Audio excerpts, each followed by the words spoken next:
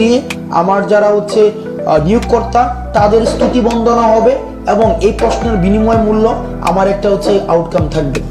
আমরা যেভাবে আজকে এই জায়গায় বসে অতীতের এই বুদ্ধিজীবী গণটাকে আমরা সমালোচনা করছি, আজকে আমরা দাঁড়িয়ে এই যে পাঠ্যপুস্তক সংশোধনীর সাথে যারা জড়িত, যারা কাজ করবে, যারা কাজ করছে, sometime in the future, maybe 20 years later, maybe 50 years later, they will also be brought under kind of criticism, public criticism.